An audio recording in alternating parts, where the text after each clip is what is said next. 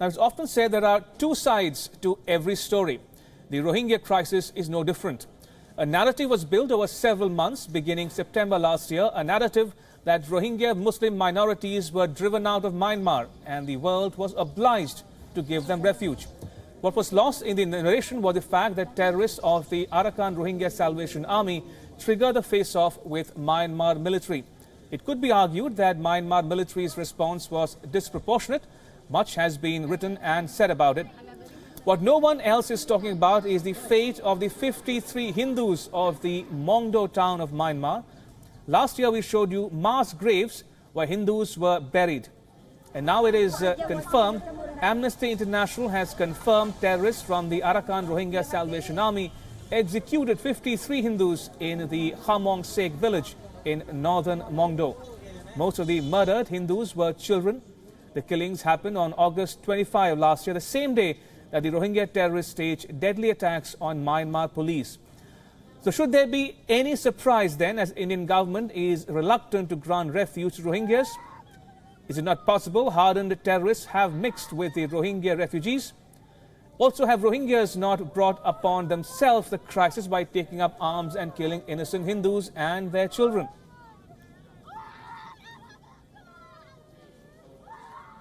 All right, joining me for more on this story is Tirana Hassan, the Crisis Response Director of Amnesty, who joins us from London.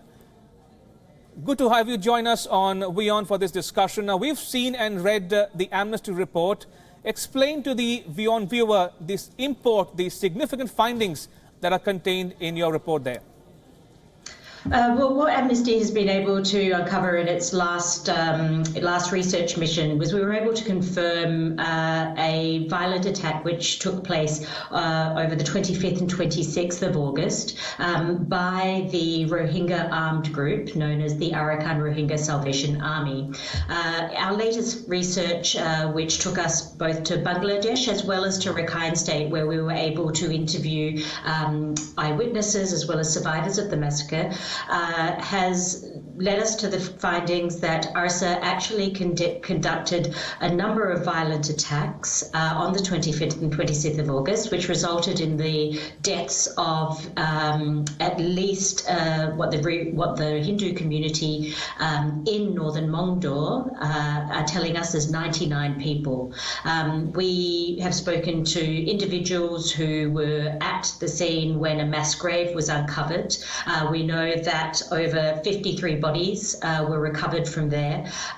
We also know that at least 8 women and the 8 children were taken by what they believe to be the ARSA fighters across the border to Bangladesh.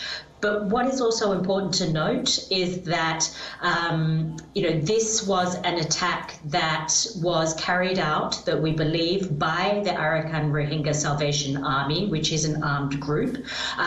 But the response that we saw from the Myanmar military, there is no doubt that that was a disproportionate response to the violent attacks that took place on the 25th when ARSA attacked a number of security posts.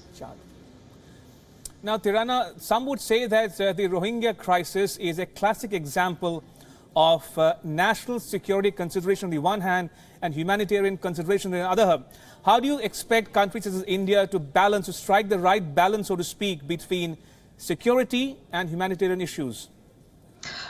We should be very clear that in Amnesty's report, what we have talked about was a small group, an armed group that was responsible for this particular attack and the attacks on security forces. By no means does the Amnesty's findings point to the fact that the Rohingya population as a whole poses any sort of security threat. Actually, majority of the people that have been displaced, and let's be very clear, that's close to 700,000 people, are individuals who are women, who are children, they are civilians who actually faced attack by the Myanmar security forces and vigilantes who worked in concert with them. So, it is whilst all states have a responsibility to be able to protect and ensure that the right security precautions are taken, that can be taken without sort of tarnishing an entire population or inflicting some sort of collective punishment. So what that takes is for states to be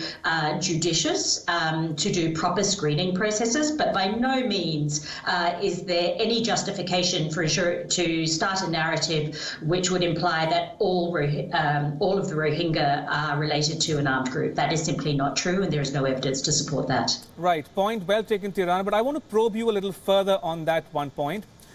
From Amnesty's perspective, do you appreciate the Indian government's concerns when it comes to security issues? Whilst every government all over the world has concerns around security issues, what isn't both fair, just, or even particularly rational is to imply that an entire population raises a security risk. There were individuals who were involved in an armed group known as ARSA. Now, a sophisticated and well-resourced country such as India would be able to carry out screening processes which would allow them to make solid determinations. It is not both useful, it is contrary to international law to assume that all people, just because they're from one particular ethnic or religious group, should be classified as terrorists. Fair point. One quick last question. What about the issue of repatriation now? What are you picking up from your colleagues on the ground? How quickly or slowly is it progressing, if at all? The repatriation process has really not begun, and the reasons for that are very simple. The conditions for return are simply not there. The Rohingya need to be able to return to Myanmar, and many of the Rohingya population want to return back to their villages, back to their homeland. And they can only do that when it is obviously safe for them to do so. And whilst Myanmar continues to have a series of laws and a system and security forces which are not accountable for the violence that they've perpetrated against the community, and while the systems and laws are highly discriminatory and essentially reach the level of what Amnesty International believes is to be the crime of apartheid, essentially an apartheid system which puts the Rohingya as the other and has them denied of their citizenship. So until these root causes are actually addressed, then the conditions for return will be very difficult to meet because it simply won't be a safe and dignified return for the Rohingya.